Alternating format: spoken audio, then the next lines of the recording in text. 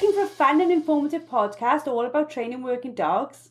Look no further than the LWDG POD DOG. This weekly show is hosted by me, Jo Parrott, founder of the Ladies Working Dog Group, and I chat to experienced trainers and experts in the field who will give you helpful tips and advice. Whether you're just getting started or you've been working with dogs for years, this podcast will have something for you.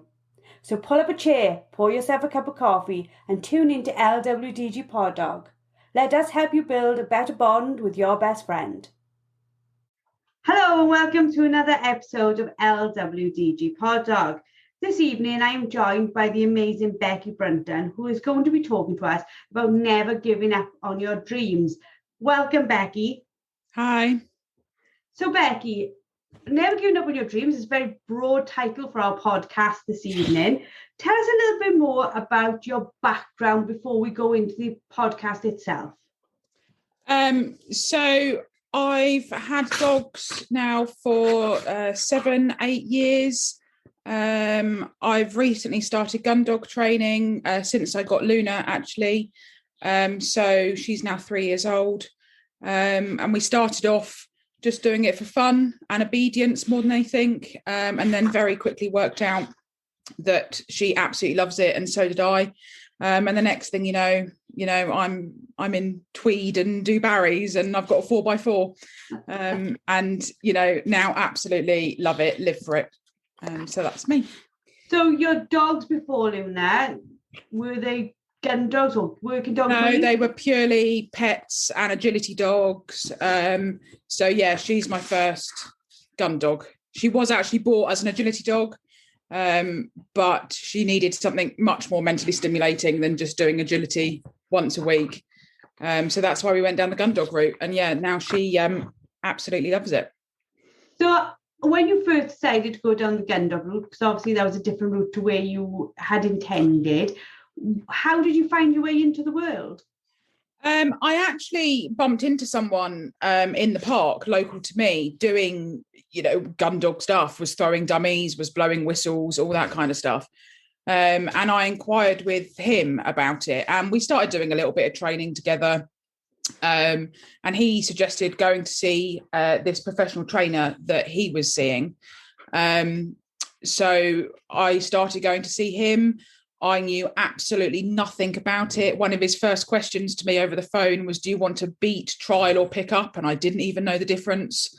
So I said to him, my life is in your hands, basically. Tell me what I need to know. I've got a spaniel and that's about it, really.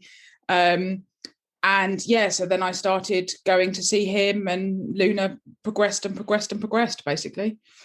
So when, even that question alone, I sort of giggled then, because I remembered what I was like right at the beginning. And, it is a world of, shall we say, not sayings, but words that are very much specific to the industry, like dogging in and all these types of things. And if you're not from the sport or have had nothing to do with it, it is very hard at the beginning to understand the lingo, isn't it?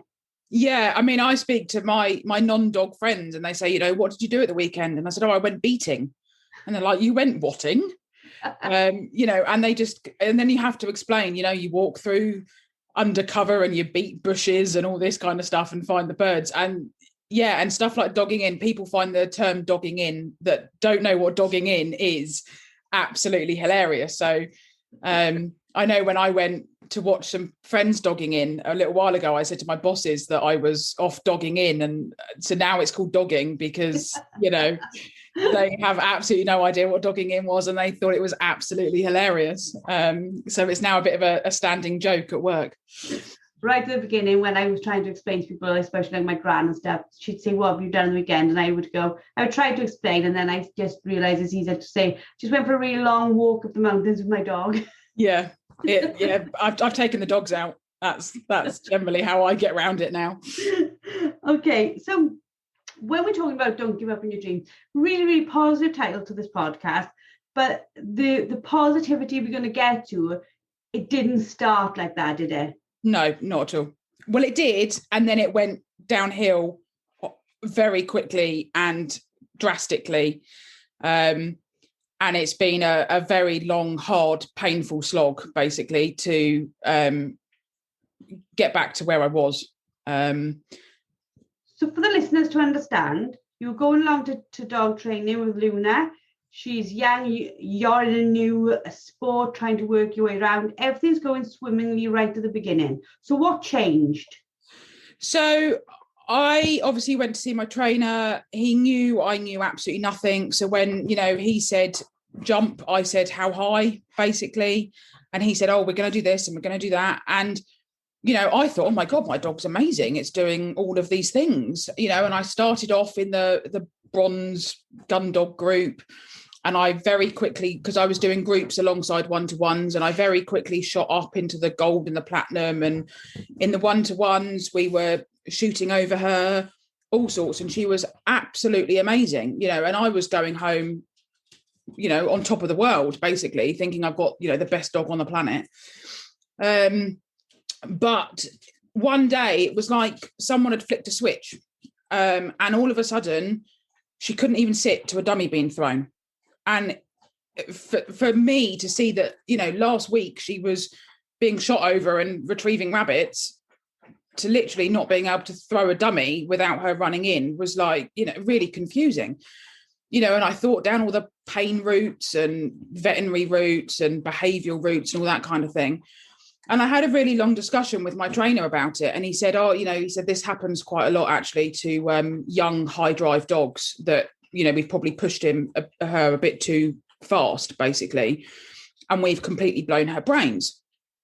So I said, right, well, what do we do now? Because obviously, having never done anything like this before, I don't know how to fix it, basically. So again, my life is still in his hands in terms of my dog training with her. And he said, well, basically, if she moves, you can either go and pick her up and give her an absolute boot and put her back where she broke so that she learns not to break again. And if she's repetitive in the behaviour, then we put an electric shock collar on her. Now, for someone that knows nothing about, if I wasn't a strong enough person to say, you're not shocking my dog with an electric collar, it kind of worries me that actually people would just nod their heads and say, oh yeah, okay, I'll put an electric collar on, or I'll go and pick my dog up and kick it in the stomach. And so I came home feeling a little bit deflated, and I thought, there's got to be another way. We've done it once before, surely we can do it again. So I went trainer hunting, basically, and subsequently found two other trainers that both said, yeah, we'll do it. And I explained the full story, and we know she can do it. I've got videos and all sorts of her doing it. They said, yeah, we'll do it. And after about 2 or 3 weeks, they were like, no, she's too high drive, definitely need an electric collar.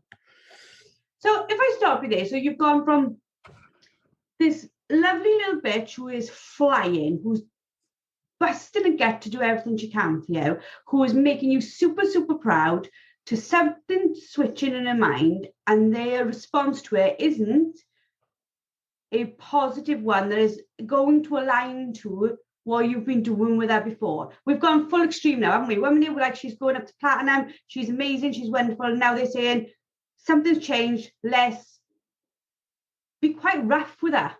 Yeah. For you, that must have been like, wait a minute, this dog is my, my world. I leave here normally feeling like on top of the world. I know what it's like when you've had an amazing session, you're like, oh my God, you can't stop beaming, the world is right. And you've gone from that to the other end of the thing where they're suggesting you hurt her. Yeah. And actually the lesson before she went wrong, I was actually running my dog alongside my trainer's dog in a sort of trialing format, as it were. And his dog went wrong, and he went after it, and he picked it up by the ears, and he booted it in the stomach, and he threw it back on the floor. And he actually said to me when we were discussing, ways to fix Luna, basically, do exactly what I did to his dog, the week before. And I thought, I'm watching that made my heart wrench. I thought that poor dog. And as soon as he started saying all this and electric collar, and I just thought, we've got her here before. Surely there's got to be a way to get her back here again, basically. So this is going from they're not offering any type of positive correction or any type of understanding or anything. It's just literally our answer to this is to be brutal with her. Yep, that was my options, basically.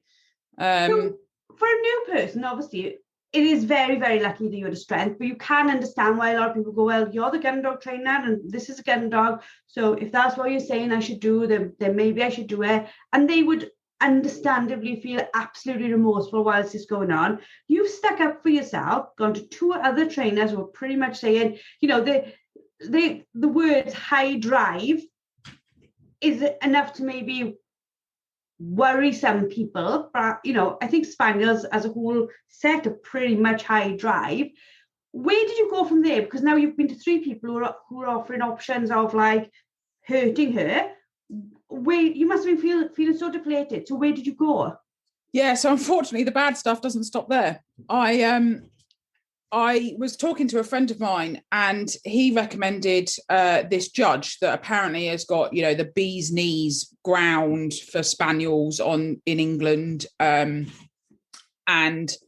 he's the best person to go and see. He's a trialing judge. He's trialed all this kind of thing. So I phoned this guy up and I explained the problems and explained, and he said, "Oh yeah, I can fix it. Come down." So 3 hours I drove to go and see him. All hopeful. We sat down for an hour and we went through like everything you can possibly imagine, what my cues are, where I train, what time I train, how often I train, literally everything. And he wrote it all down and all that kind of stuff. And then he said, right, get the dog out. So I went and got the dog out, and he asked me to hunt up in this little cover bit. And I did. And she was absolutely perfect. And he turned around and he genuinely said to me, he said, you could wipe the floor with trials with that dog. And I said, yeah, I could. But I can't get a bum to sit on the floor, basically, at the moment, and that's my problem. And so he said, right, okay, sit her up there, and he got the dummy launcher out. And I said, I can guarantee you she's going to break for this, this retrieve. And he said, that's all right, I'll stop her. So he fired the dummy launcher, and lo and behold, Luna went flying after it, and he ran after her, growled and, shouted at her, and it didn't stop her, and it never has stopped her. And I said, that's my problem. And so we did a few more exercises. And afterwards, he came up to me and he said, right, he said, you've got 3 options. He said, your first option is to sell her to someone that knows what they're doing. He said, because you can't handle that dog. Your second option is to put her in for residential training for at least 6 weeks to fix her. And then, you can have her back.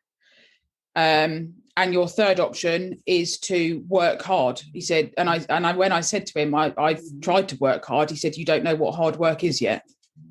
And that was my options, basically. So I was told to deliberate over them and let him know what I wanted to do, basically. So I turned away. I drove 3 hours home and I cried the entire way home, basically.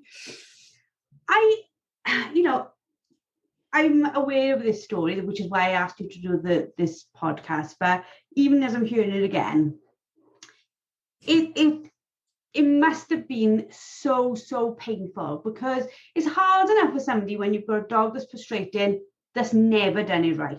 It can be soul destroying because you still can't get it quite right. But there's you with a dog that can do this, has done this perfectly. Something's gone wrong, and then you've got trainers saying, well, we can hurt her, and now a new trainer saying, no, now possibly, well, all 3 options basically saying the issue is with you. And again, you've already done this with the dog. You and the dog can work as a team to do this. You must have been like, is there ever going to be an answer to this? Yeah, I mean, my drive home, basically, I just thought, what have I done? I basically blamed myself, because I thought there must have been something, because I know the dog can do it, and every trainer you go and see in the country, 9 times out of 10 says it's the handler and it's not the dog. And I was just blaming myself basically, and it made me feel awful because I know she can do it, and I thought I'm letting her down. Maybe I, never in a million years would I sell her, but the thought crossed my mind of, am I giving the dog her what she needs and her true potential basically? And it was actually a post I put on LWDG squad group literally the following day, because I was just still so upset, and everyone was saying to me that at the end of that day, end of the day, you can see that dog idolizes you. I think I put a photo up of me and her. And, everyone could 100% guarantee that she would rather live a pet life with me than she would live a gundog life with, with a trainer that's going to beat her or put an electric collar on her. And so actually that really cheered me up, and I thought, you know what? And it kind of gave me the kick up the bum and the motivation to say, no, we're going to find a way. There has got to be a way of doing this, and we're going to find it together, basically. So you absolutely, by this point, the super, not super confident, but the super happy person leaving the grounds before is now just in yourself. You've basically lost your confidence, your words. You basically blaming yourself. You don't know how to put the dog right. Every single person offering you a solution is basically saying you've got to be cruel to her. And so far as I can understand, nobody's actually given you anything positive you can do about this problem. No, nothing at all. So you're genuinely considering, like you said, from what the squad said, the squad are absolutely great, really, really good at supporting everybody in the team. That's what we do. But like they're saying to you, like, even if she's a pet, it's still not an answer. So where did you go from there? Is it like you're like, right now Luna's gonna be my pet for life, or how did you move forward? Yeah, so I actually went out for a beer with some shooting friends of mine, and I was discussing, various issues, and they said, well, at the end of the day, she picks up game perfectly, and she hunts like a demon. So why don't you just come to our local, family-run syndicate shoot, let her pick up, and just enjoy her. No pressure. If it goes wrong, it goes wrong, but she's on a lead, so she doesn't need to worry about being steady, and she gets to do what she wants, and what you want her to do at the end of the drive, and pick up birds to her heart's content. And to begin with, I thought they'd gone completely and utterly mad. But actually, the more I kind of played it over in my head, I thought, you know what? If I just take the pressure off completely, then maybe we can, find a way to build everything back up. So I actually went and did a season picking up with her on a really small, it was sort of like 50 bird days. And she was out of this world. You couldn't ask for a better picking up, sweeping dog. She was absolutely fantastic. And I did a lot of other shoots as well, just beating, by myself. And obviously got to meet a lot of people in the shooting community. And I spoke to a lot of people about trainers and my issues and, this, that, and the other. And the same name kept on cropping up every time. Various people from all over the sort of South Coast.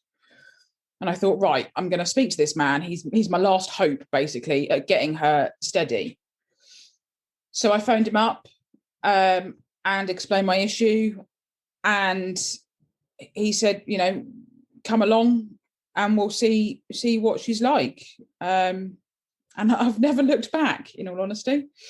So tell us a little bit more about this, because obviously you must have been quite reserved, thinking, oh God, not another trainer. What is he going to say? Because you've had a season now and you've still not solved the problem, but you and Luna are having fun and probably a little bit of confidence back.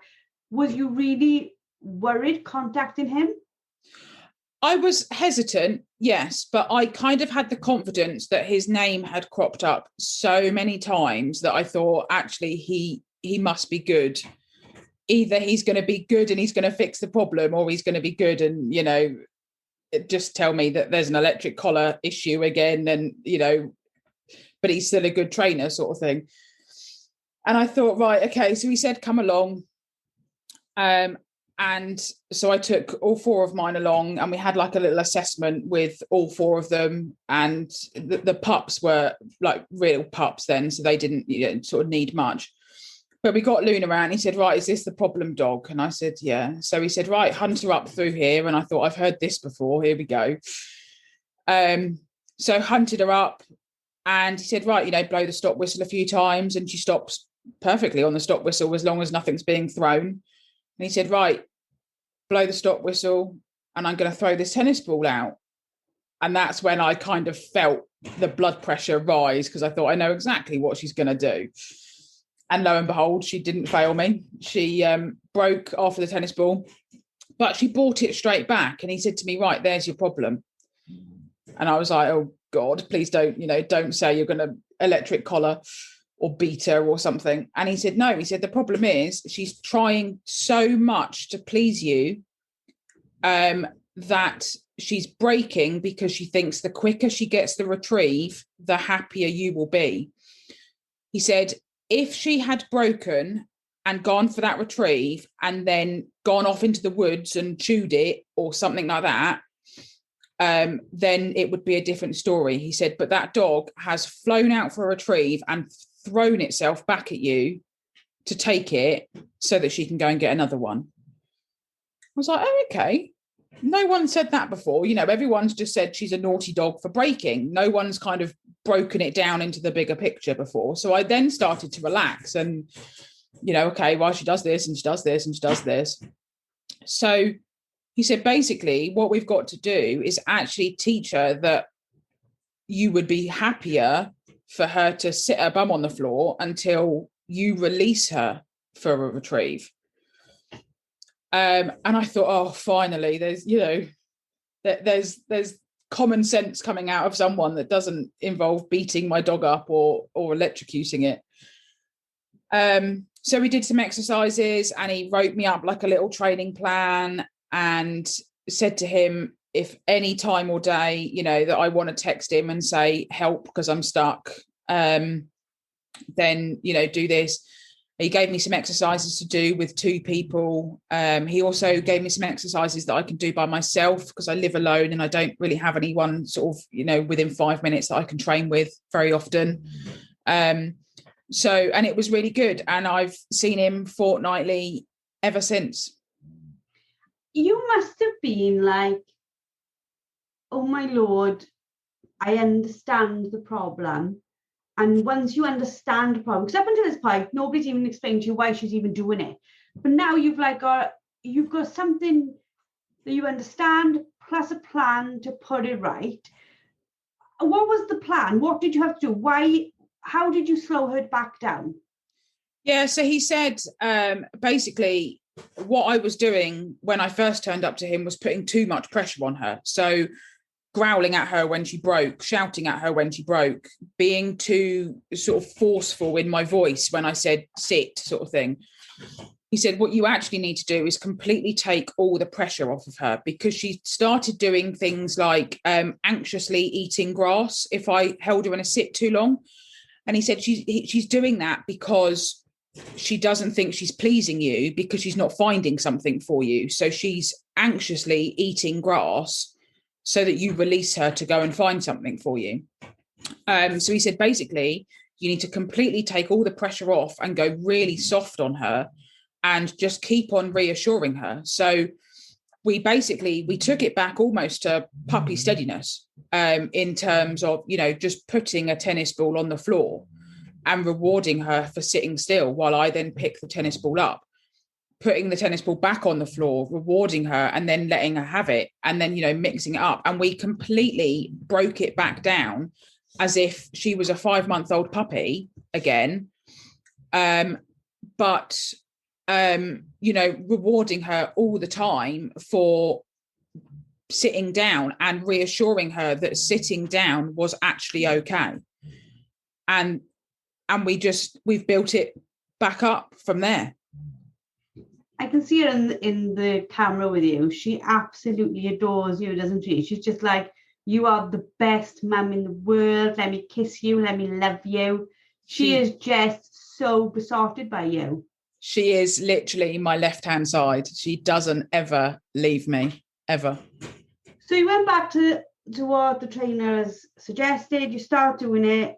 How quickly did you see her start to relax? Because to be fair to you, if I go back a little bit on that question, the way you've been growling at her and being not rough with her, but being quite boisterous in your behaviour, that's because so far you've only had trainers that have taught you that.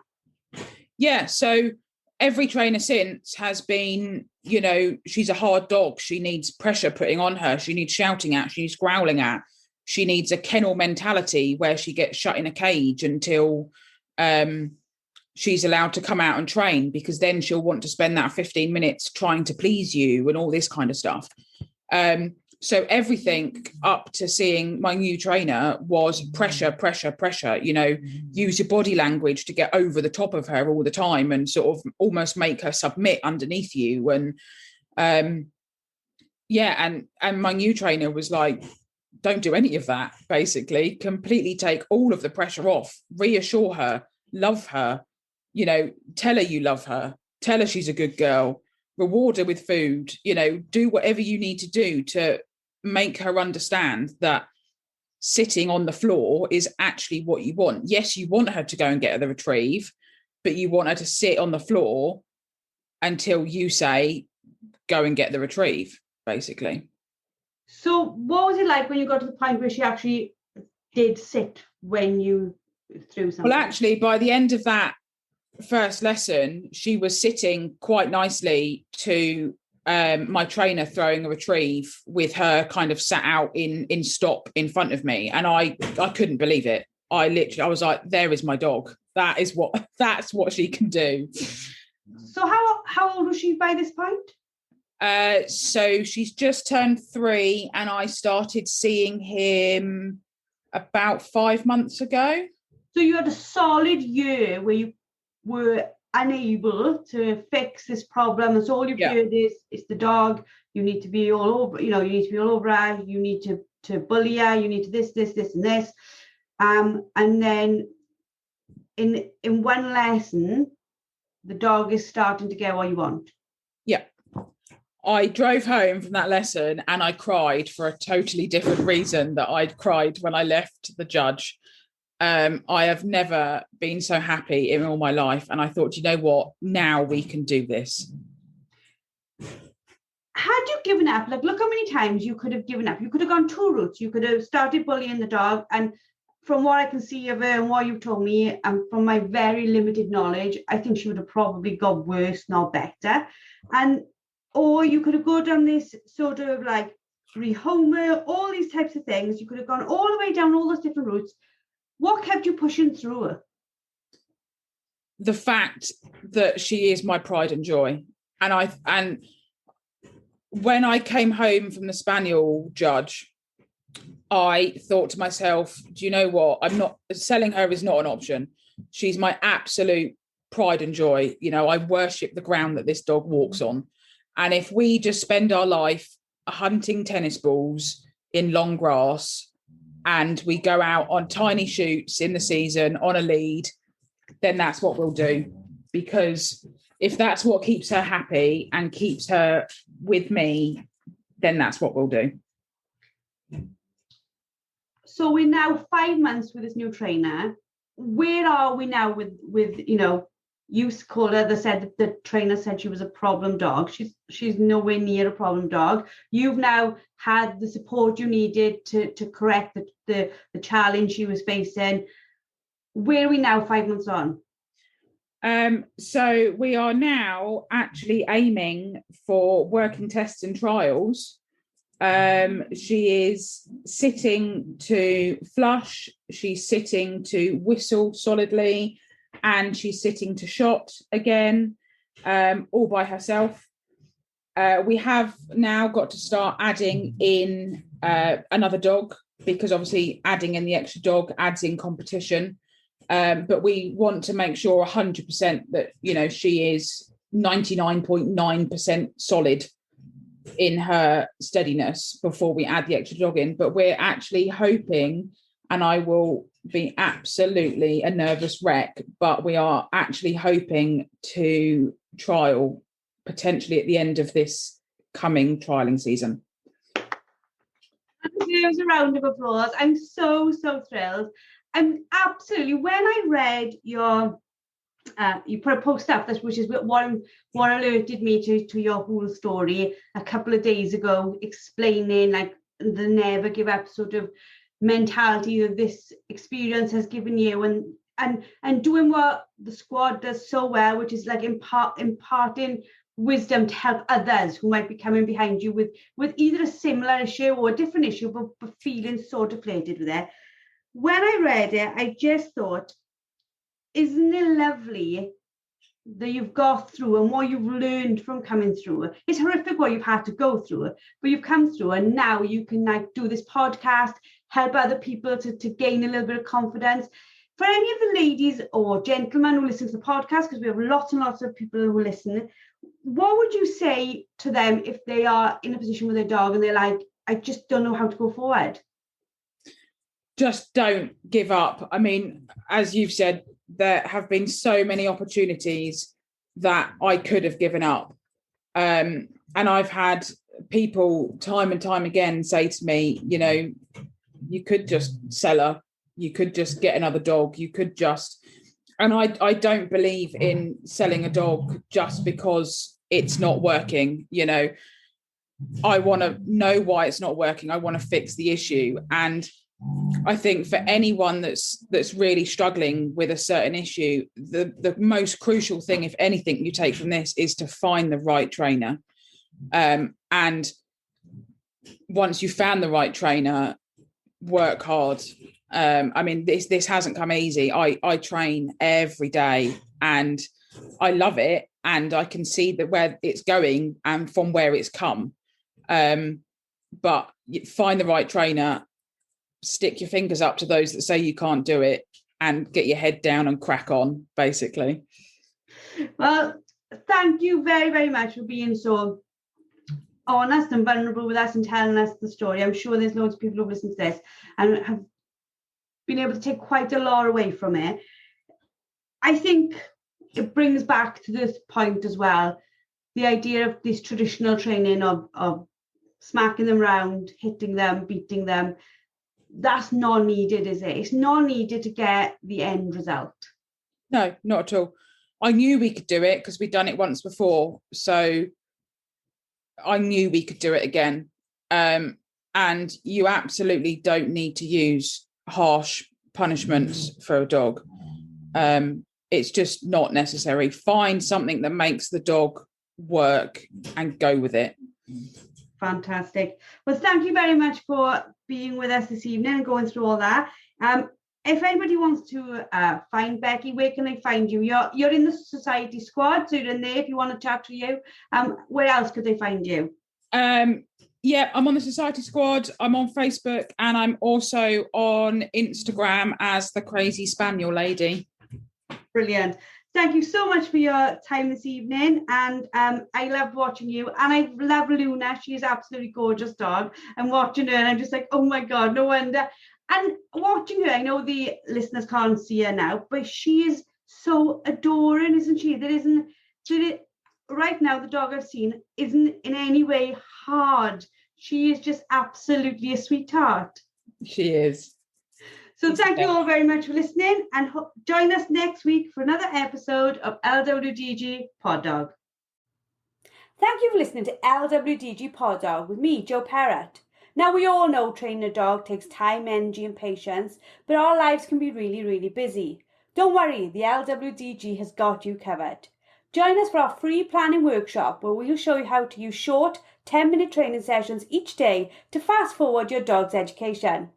Our experts have years of experience in training dogs and will help you get started on the right foot. Register now and start making progress with your furry friend today.